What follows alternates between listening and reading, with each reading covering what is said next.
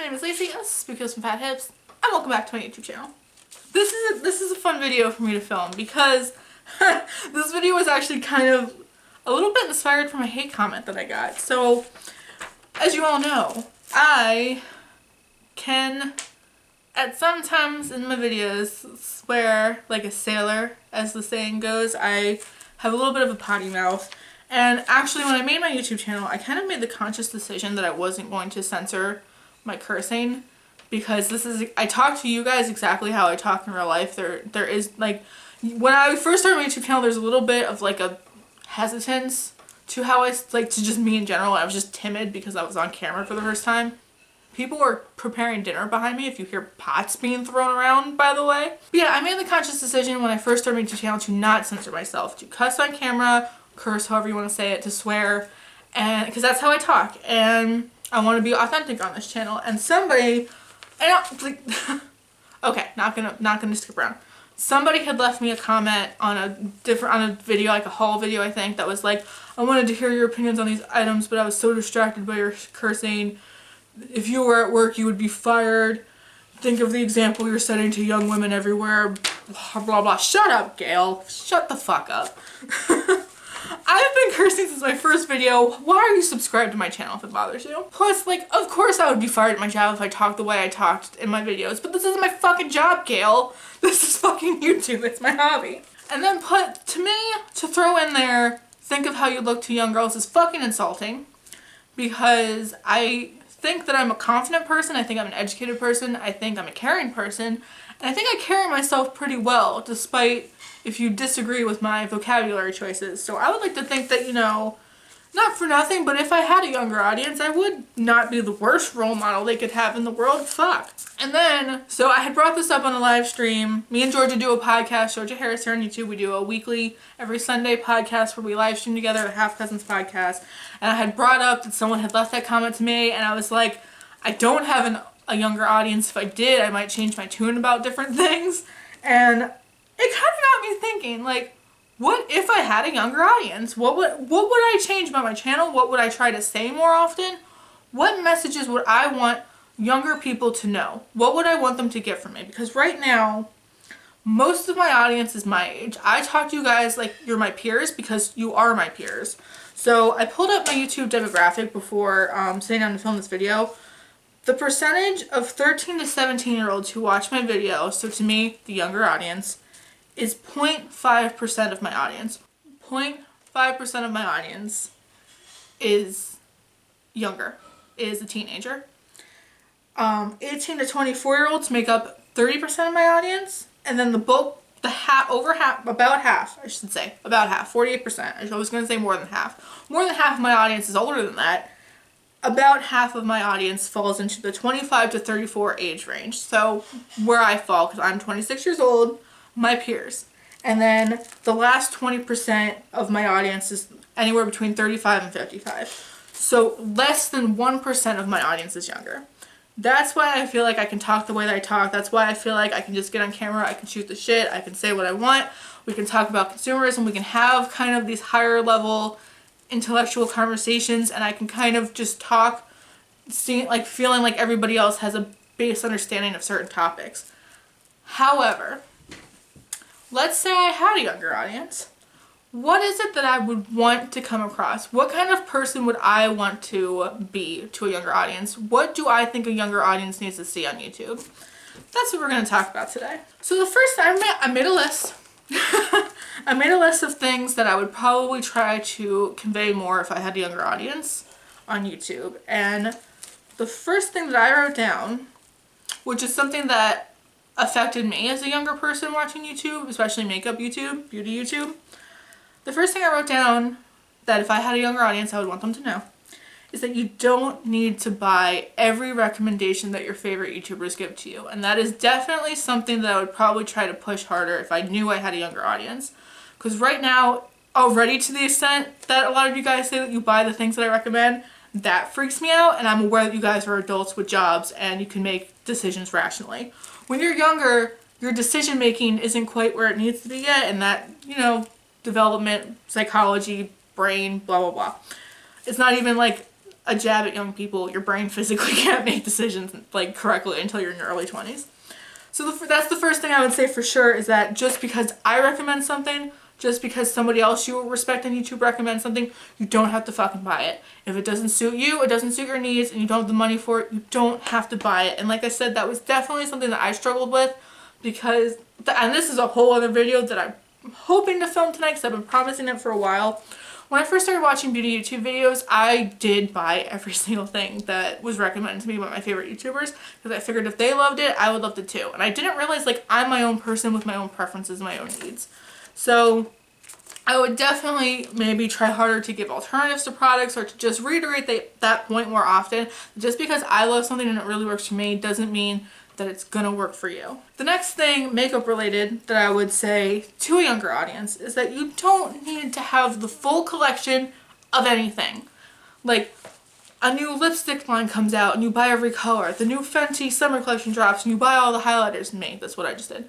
You don't need to do that. You don't need to own the full collection of anything if you don't want to. It's not going to benefit you to have those options if you're not going to use them in the first place. Again, things that younger Lacey would have probably benefited from hearing. But just because I really like a formula or a product or something and I choose to buy all of it, or you see all your favorite beauty gurus, they're getting sent the entire collection, so it creates the illusion that maybe you need it. You don't. Just buy the color or two that appeals to you the most. You don't need to buy it. Another thing that I would want a younger audience to know, something that I also struggled with deeply, is to learn how to do makeup for your face. There's a very specific look to a lot of bigger beauty gurus, and how they choose to do your makeup isn't going to work, let's say, for someone like me who has a very round face. Or just in general, how, like, my eye shape is different than a lot of other people's eye shapes. So that's why I really don't like doing tutorials. I know you guys request tutorials so much, but I really only know how to do makeup on my own face. I don't like doing makeup on other people. It stresses me out when people in my real life ask me to do their makeup. I don't fucking like it.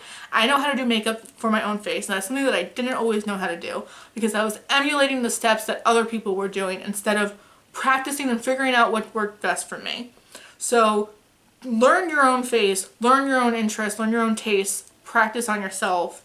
If you're trying something that works on somebody else technique-wise that doesn't work on you, tweak it. It doesn't mean you're bad at makeup. It doesn't mean that you're doing something wrong. It just means that maybe that's not going to work for your structure that you have on your face. And that, I think that's important for young people to know. Big deal thing that I would want a younger audience to know, because I've been working since I was 16 years old.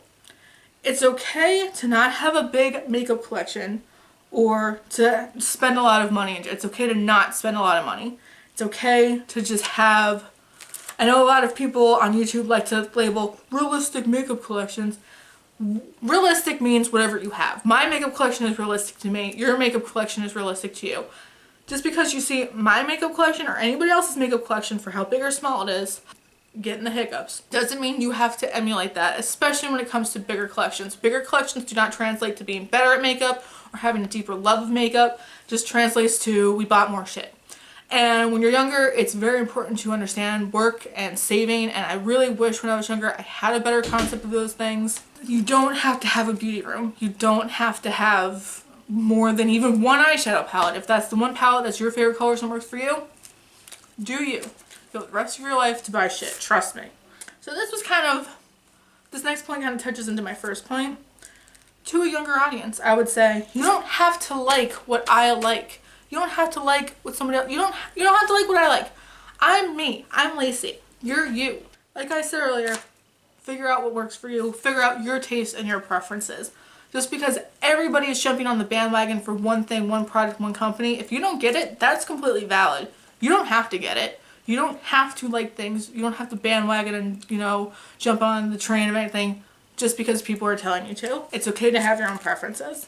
And then jumping into more serious points, if I had a younger audience, I would really want them to know that makeup isn't shallow. And I think that that's something that I definitely thought as a teenager, is that investing this much time into your morning routine, this much time to yourself, seems like egotistical and shallow and unimportant. And it definitely can be those things, but it doesn't need to be those things. And if you don't view it that way, then it's not. And for me, my makeup is very much tied into my identity, my self-confidence, my self-care. and it's not shallow for me. I look this way because I want to look this way, not because I'm trying to impress anybody, not because I feel like I have to look this way. I want to look this way. I want to invest as much time and money into makeup. And if you like makeup, that doesn't make you a bad person. And I think society tries to paint certain feminine things as bad and certain self-indulgent things as bad, and I don't think makeup has to be that. I think makeup can be very creative and healing and inspiring. And if you're not someone who wants to wake up early to do your makeup, that's fine. If you're someone who does, that's fine too. Don't let people tell you what makeup is for you. Let it be the things that you allow it to be. If it's your source, if it's your source of self-expression, let it be that, and that's okay. Also, wear what makes you happy. This is something that I definitely did when I was younger, but I could have definitely done more. Express yourself in ways that make you happy, and also wear the things that make you happy. So I know when you're a kid, especially if you're in the 13 to 17-year-old age range, you can't get the piercings you want, you can't get the tattoos you want, maybe you can't even cut or dye your hair the way you want, because I know my mom worked at my high school. I could not do the things that I wanted to do with my hair because she saw it as a reflection on her professionally. That's okay, but when it comes to makeup, if you have the ability to wear what you want and you're in a position where you can wear the things that you want, go for it. And if people are going to side-eye you and make judgments, that's on them. It's not on you. If you're being authentic to yourself, you're going to feel happier. And that is definitely something that I would want a younger audience to know, is that being yourself and being authentic to yourself is always going to feel best at the end of the day. Getting people's approval isn't. It's going to maybe momentarily make you feel good, but at the end of the day, it's not going to serve you any greater purpose. Looking in the mirror and looking at a complete reflection of who you are as a person, that's going to make you feel the best at the end of the day, and that's going to set you up for success for the rest of your life. Going off of that, aside from yourself, I would also really want a younger audience to know that it's okay for other people to do their makeup differently than how you do your makeup. And I think makeup shaming is definitely real, and it can seem at times that there is a textbook way to do your makeup and that X, Y, and Z is right, that ABC is wrong, and you see the half faces where it says do and don't and whatever. Other people are going to dress differently, are going to express themselves differently, are going to wear makeup differently, are going to like different makeup than you. And that's okay, and it has nothing to do with you. How other people choose to spend their time and their money and their energy and express themselves has absolutely nothing to do with you. Don't validate your own confidence by putting somebody else's down. You are not in competition with anybody else, whether it's makeup or otherwise. You have to worry about you. Stop worrying about other people. Whether it's worrying about what other people think of you or you worrying about what other people are doing, focus on yourself. And finally, if I had a younger audience, I would especially want them to know that when it comes to makeup, have the courage to experiment. Try a blue smoky eye. Try a dark lip. Try makeup stamps that put stars all over your face. Try putting glitter everywhere. You're so young. You have the rest of your life to be stuffed up and do boring ass makeup so you can fit into the how society expects you to fit into the workplace and otherwise. You're young. Experiment while you have the opportunity to still experiment. I had fun as a kid messing around with like outfits and stuff. I definitely dressed very odd as a kid, but I wouldn't take it back because I was having fun and I liked it.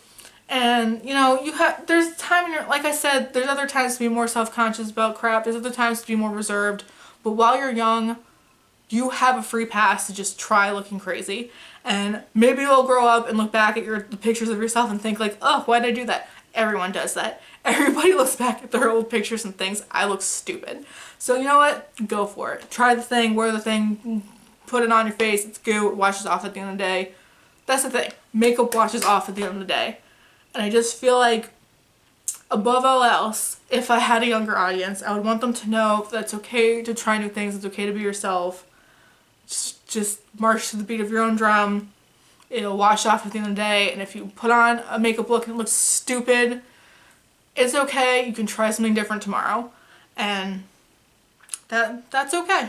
So yeah, summary, you don't have to spend a lot of money. You don't have to emulate anybody else collection-wise or style-wise. Just do you. And so for people to get on my case and be like, oh, you know, you're cursing as a bad example, I would argue, ma'am or sir, whoever you are that's judging me, I would argue that, you know, I try very hard on this channel to preach specific things like not bullying, not judging other people, and being true to yourself. And that's what I feel like a younger audience needs to hear. Whether I say fuck 1,000 times or not to get to that point, who cares? Just listen to the overall message. And yeah, that's really all I gotta say on that. I hope that if you're not young, because the 99.5% of my audience is not, that you still maybe could get something out of this and maybe have like a healthy reminder that makeup should be fun and that like YouTube should be fun and that it doesn't have to be all this serious all this time.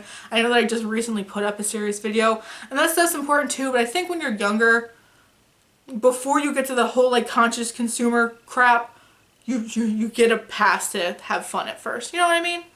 Yeah, let me know what you would want your younger audience to know. If you were somebody with a platform that had a younger audience, what would you want your younger audience to know? Leave that for me down below.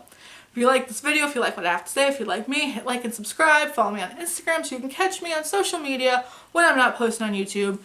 And yeah, talk to me down below. I love talking to you guys. Thank you so much for watching, and I'll see you in my next video.